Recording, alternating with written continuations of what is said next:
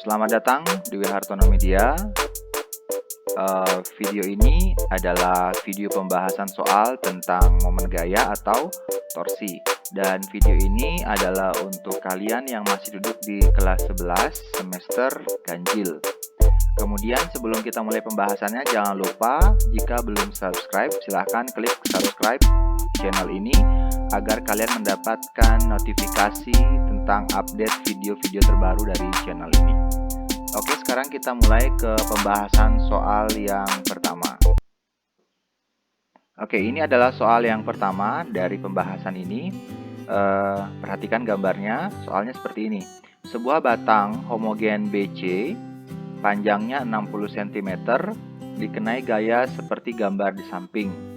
Jika diketahui masa batang diabaikan, maksudnya masa batangnya tidak diketahui dan diabaikan, kemudian panjang dari C ke A itu adalah 20 cm. Tentukan momen gaya total batang terhadap poros di titik A. Oke, jadi ini batangnya yang warna merah, kemudian panjangnya dari B sampai C itu adalah 60 cm. Kemudian panjang dari C sampai A 20 cm dan masa batang ini diabaikan. Kemudian batang ini disimpankan poros di titik A, kemudian dikenai gaya F1, F2, dan F3. Nah, untuk mencari momen gaya total, itu kita lihat jumlah gayanya. Pada video sebelumnya, kita sudah membahas bahwa torsi itu rumusnya adalah F kali R kali sin theta. Jadi kalau di sini F-nya ada 3, F1, F2, dan F3, maka torsinya juga ada 3, dan ketiga torsi itulah yang kita harus gabung. Kemudian untuk menggabung torsi, kita harus memperhatikan arah putaran yang ditimbulkan oleh setiap torsi tersebut. Oke, jadi kita harus tentukan dulu itu arah putarannya. Dan untuk arah putaran itu pilihannya cuma 2, yaitu yang pertama berputar searah jarum jam, seperti ini. Searah putaran jarum jam, itu saya beri tanda positif. Kemudian yang kedua itu arah putarannya berlawanan dengan arah putaran jarum jam, misalnya seperti ini, kayak gini. Nah, maka itu saya beri tanda negatif, seperti itu ya. Nah, sekarang kita cek satu-satu. Untuk F1, jadi torsi yang ditimbulkan oleh gaya pertama itu arah putarannya bagaimana? Caranya tinggal lihat seperti ini saja. Ini kan untuk F1 bekerja di titik ini, ke atas ya arah gayanya. Sedangkan porosnya di bagian sini. Nah, kalau misalkan benda ini kita dorong ke atas, gaya yang lain diabaikan dulu. Kita dorong ke atas dengan poros ini, maka putarannya pasti ke sana ya.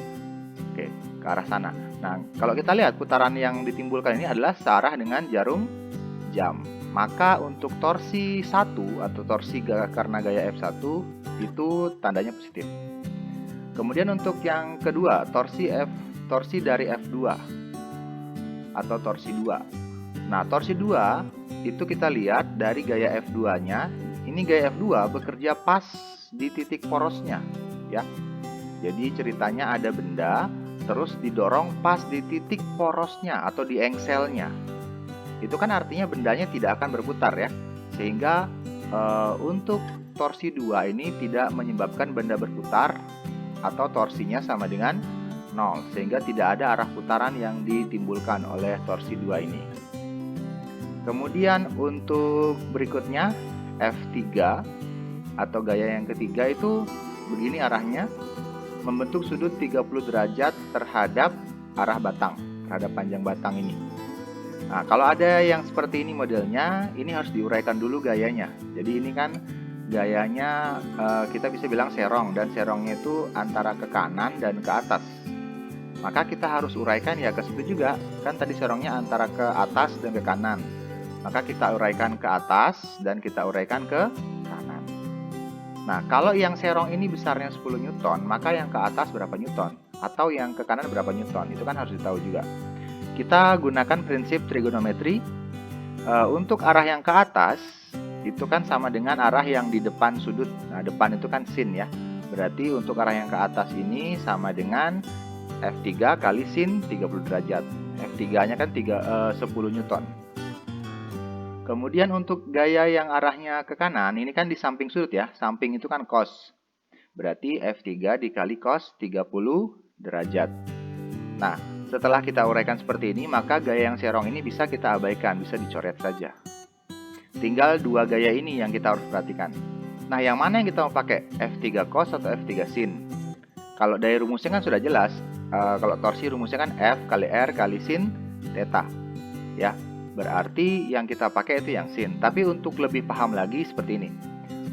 Gaya yang berperan memberikan momen gaya pada benda itu adalah gaya yang arahnya tegak lurus dengan arah R. Arah R itu adalah jarak. Jadi R itu masih ingat, R adalah jarak dari poros sampai di tempat gaya itu bekerja. Oke, gaya bekerja di titik B. Porosnya di titik A, berarti R-nya adalah sepanjang ini. Sepanjang AB ini adalah R. Nah, yang mana yang gaya yang tegak lurus dengan AB? Itulah yang berpengaruh terhadap momen gayanya. F3 cos atau F3 sin? Kalau F3 cos itu namanya sejajar dengan AB, maka ini pasti tidak digunakan. Sedangkan F3 sin itu tegak lurus dengan AB, sehingga yang digunakan adalah F3 sin.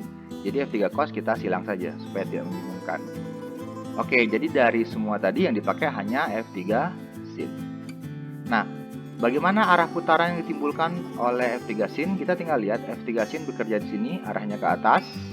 Porosnya di sini, maka putarannya pasti ke arah situ ya. Jadi putarannya gini.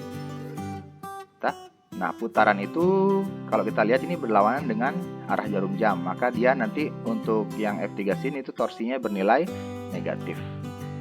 Oke, selanjutnya adalah untuk R, kita tinggal sesuaikan bahwa dari F1 sampai titik A, itu namanya R1, itu adalah 20 cm.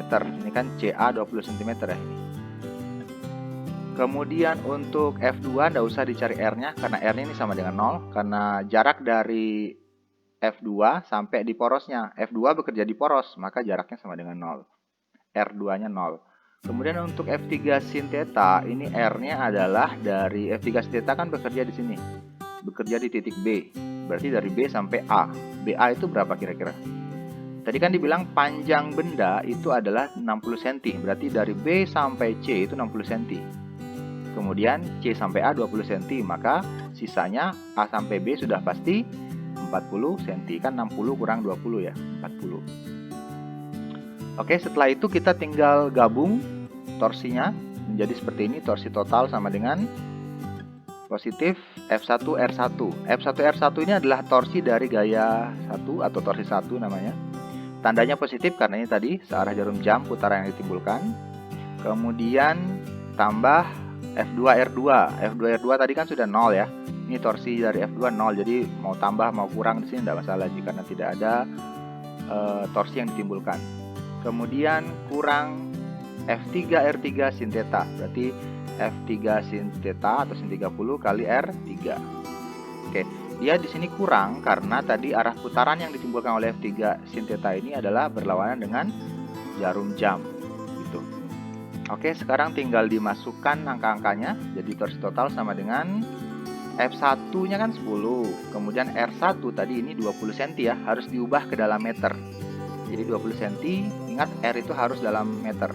20 cm diubah ke meter berarti jadi 0,2. Tambah F2 R2 itu kan tadi sama dengan 0, kemudian dikurang F3 R3 sin theta.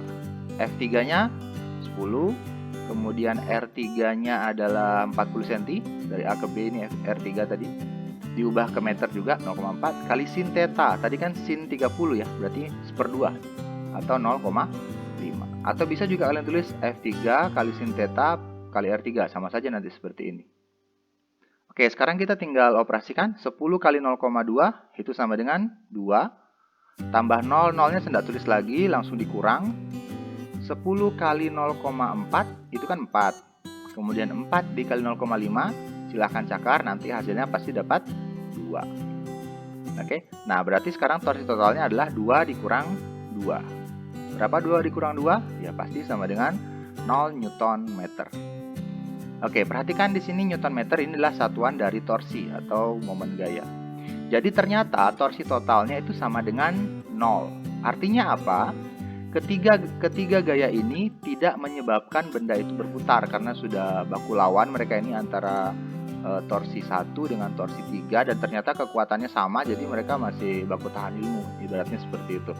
Jadi torsi totalnya sama dengan 0 karena torsi dari mereka ini, dari F1 dan F3 sin theta itu sama gitu. Oke, seperti itu pembahasan untuk soal yang pertama. Oke, sekarang kita lanjut ke soal yang kedua. Jadi ini soalnya, silahkan lihat ada gambar. Katanya sebuah batang homogen PQ yang panjangnya 40 cm dikenai gaya seperti gambar di samping. Jika massa batang 2 kg. Oke, ini saya tandai ya. Ini artinya kalau massa batangnya ada, itu hati-hati. Dan PR 10 cm, tentukan momen gaya total batang terhadap poros di titik R. Oke, ini batangnya PQ, panjangnya 40 cm, kemudian PR-nya 10 cm, dikenai gaya seperti ini, F1 dan F2. Oke, sama seperti tadi, seperti soal yang pertama, pertanyaannya adalah momen gaya total. Cuman sekarang bedanya adalah massa batang ini ada dan tidak diabaikan. Kalau soal yang pertama tadi, massa batangnya diabaikan. Oke. Sekarang kita kerjakan dulu yang ada.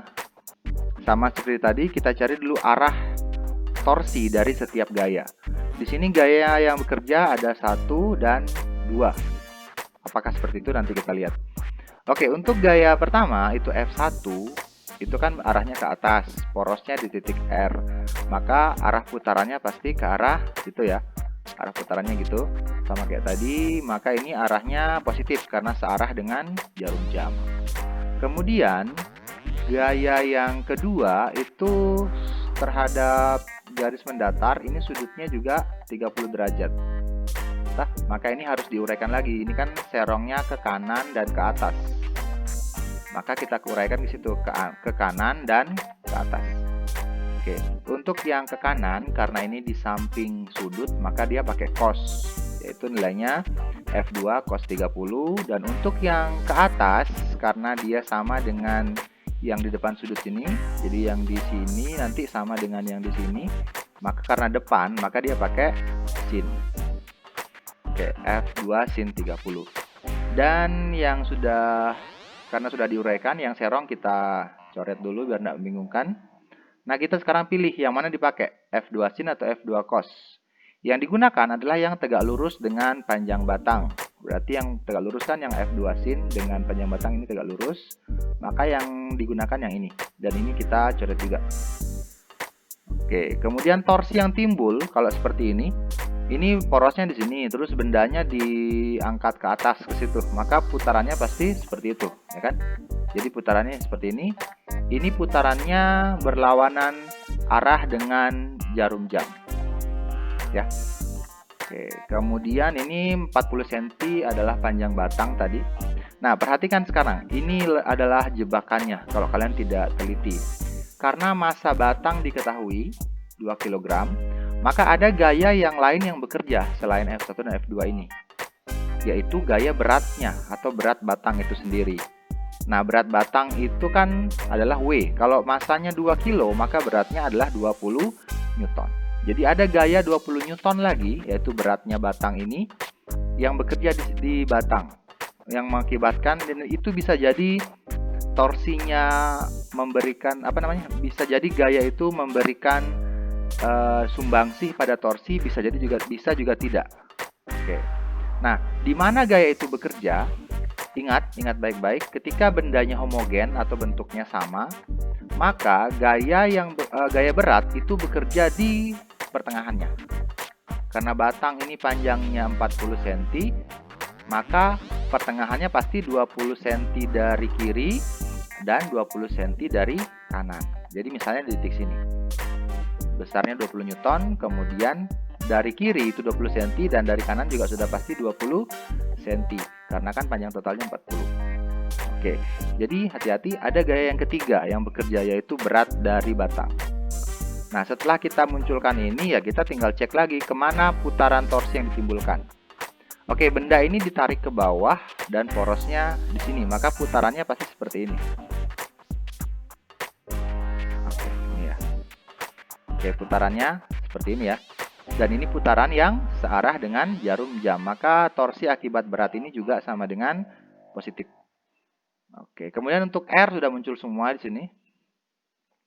Untuk F1 itu R-nya adalah 10 cm. Karena dari F1 bekerja di titik P, porosnya di titik R. Maka dari sini ke sini 10 cm sudah ditentukan di soal ya ini. Kemudian untuk gaya berat itu R-nya juga 10 cm, karena kan dari sini sampai sini kan 20 cm, dari ujung sampai di gaya berat 20 cm. Kemudian dari ujung sampai R itu 10, maka dari R sampai sini pasti juga 10 cm. Kemudian untuk ini, untuk F2 sin itu berapa R-nya? Berarti F2 sin dari titik Q sampai titik R ya. Nah, dari titik R sampai gaya berat ini kan 10. Dari gaya berat sampai titik Q 20, berarti totalnya adalah 30 cm. Oke, jadi untuk F2 sin itu R-nya adalah 30 cm. Oke, sekarang kita tinggal substitusi ke rumusnya. Torsi total sama dengan positif F1R1 dari gaya 1, kemudian ditambah positif W kali RW dari gaya berat, dan negatif F2 sin 30 dikali R2 nya. Oke, sekarang kita tinggal masukkan angka-angkanya. F1 8, R1 nya tadi ini 10 cm atau 0,1 meter, ditambah W nya 20, kemudian R dari W itu juga 10 cm ya. Dari sini sampai sini kan 10 cm, berarti 0,1 dikurang F2 sin 30. F2 nya kan 20 ya, ini F2 nya 20, kemudian R nya tadi 30 cm, dari sini sampai sini jadi 0,3 kali sin 30, berarti 0,5 lagi. Oke, selebihnya tinggal ikuti operasi sama dengan 8 kali 0,1 itu 0,8, ditambah 20 kali 0,1 itu 2, kemudian dikurang 20 kali 0,3 itu 6, 6 kali 0,5 sama dengan 3. Oke, sehingga sama dengan, kalau dioperasikan semua ini adalah minus 0,2 Newton meter. Nah, minus itu artinya arah benda ini berputar berlawanan dengan putaran jarum jam. Jadi yang menang itu yang minus itu ya ini F2 sin 30 ini yang menang. Jadi dia torsi totalnya adalah minus 0,2 Newton meter. Oke, seperti itu pembahasan soal nomor 2. Oke, selanjutnya adalah soal yang nomor 3 atau soal yang terakhir dari video ini. Soalnya seperti ini. Sebuah benda berbentuk persegi panjang seperti gambar di bawah ini. Jadi ini persegi panjangnya yang warna kuning, panjangnya 6 meter, lebarnya 4 meter. Diberi gaya F1, F2, F3, dan F4.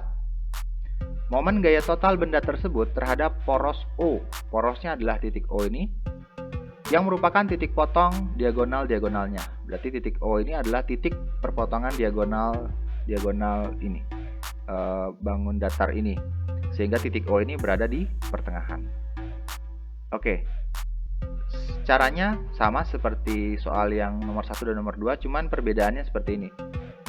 Kalau kita langsung seperti tadi, kita akan bermasalah di saat penentuan sudutnya. Misalnya seperti ini. Untuk F1 itu kan gayanya bekerja di titik ini, kita anggap seperti itu. Maka R-nya adalah dari titik ini, dari titik pojok ini sampai ke titik O. Ini ya, ini R1-nya. Dan kita bisa cari tapi menggunakan konsep Pitagoras dan membutuhkan waktu juga. Kemudian nanti akan bermasalah saat penentuan sudutnya. Berapa sudut antara arah F dengan arah R yang ini? Nah, bisa akan diselesaikan, tetapi nanti butuh proses yang mencakar yang lebih banyak dan lebih panjang lagi. Saya punya cara yang lebih sederhana, jadi seperti ini.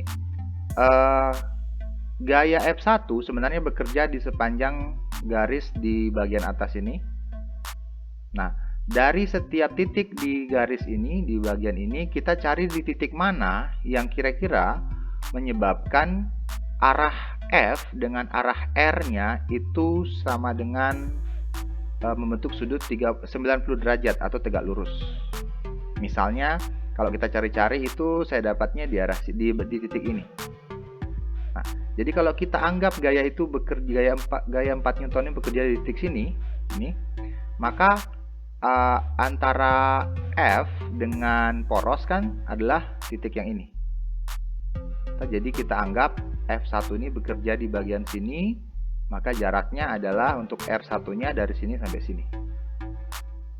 Nah, kenapa harus di titik sini? Karena inilah yang tegak lurus. F1 arahnya ke kanan, R-nya ke bawah, maka ini sudah membentuk sudut siku-siku atau tegak lurus. Kemudian, berapa panjang R1 ini? Ya, kita tinggal lihat saja dari sini sampai sini itu kan 4 meter. Ini kan setengahnya. Jadi 4 bagi 2 ya berarti 2 meter. Seperti itu. Nah, begitu juga untuk misalkan untuk F3. F3 bekerja di sepanjang titik ini. Di titik mana yang tegak lurus dengan arah R-nya? Ya, misalnya kalau kita cari itu dapatnya nanti di sini. Titik pertengahan ini juga, dan arah F3 di sini ke bawah, arah R-nya ke kiri, maka tegak lurus juga ini antara ini dan ini. Berapa panjangnya ini? Berarti ini kan kita tinggal lihat. Ini adalah 6. Ini setengahnya, berarti sama dengan 3 meter. Begitu juga untuk F4 ini. F4 bekerja di sepanjang garis ini dan di titik inilah dia arahnya tegak lurus dengan R. Ini panjangnya juga sama dengan 2 meter. Begitu juga untuk F2. Juga kalau kita cari di mana tegak lurusnya ada di titik ini juga sama dan panjangnya juga 2 meter. Oke, jadi kita dapatkan untuk R1 2 meter, R3-nya atau R untuk F3 itu 3 meter, R untuk F4 atau R4-nya sama dengan 2 meter, dan R untuk F2 atau R2-nya juga sama dengan 2 meter. Kemudian setelah itu kita tentukan arahnya. Ya. Setelah dapat R kita tentukan arahnya, ya arahnya sama kayak tadi. Kalau benda ini didorong ke sana, kan porosnya di sini, pasti putarannya kan begitu. Dengan mengabaikan gaya yang lain. Sama juga kalau benda ini didorong ke sana, porosnya di sini, maka putarannya pasti ke situ ya. Kemudian kalau benda ini didorong ke sana, porosnya di sini, maka putarannya pasti ke sana. Kalau benda ini didorong ke sana oleh F2, porosnya di sini, maka putarannya seperti ini. Oke, ini putaran yang searah dengan jarum jam, positif. Ini putaran yang searah juga, positif. Ini putaran yang searah juga, positif. Ini putaran yang berlawanan arah, maka ini negatif. Jadi untuk ini torsi 1, torsi 3, dan torsi 4 itu positif, sedangkan torsi 2 negatif. Oke, komponen yang kita butuhkan untuk analisis nilai-nilainya sudah ada, ya kita tinggal masukkan rumusnya seperti tadi. Torsi total sama dengan positif 4 kali 2. Ini kan F1 ya. 4 kali 2 torsi 1. Kemudian positif 5 kali 3. 5 itu F4. 5 itu F3 ya. 5 itu F3 dikali 3 itu R3. Kemudian positif 2 dikali 2. 2 itu F4 atau torsi 4 dikali R2-nya 2. Dan negatif 6 dikali 2. 6 itu berarti F2 atau torsi 2 ini. 6 dikali 2. Jadi 4 kali 2 ini torsi 1 karena dari F1. 5 dikali 3 ini torsi 3 karena dari F3. Kemudian 2 dikali 2 ini itu adalah torsi 4 karena dari F4.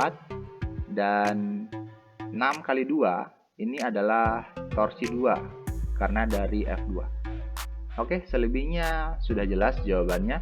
4 kali 2 8 tambah 5 kali 3 15 tambah 2 kali 2 4 dikurang 6 kali 2 12. Oke, kalau kita operasikan ini kan begini aja. 8 ditambah 4 itu kan 12.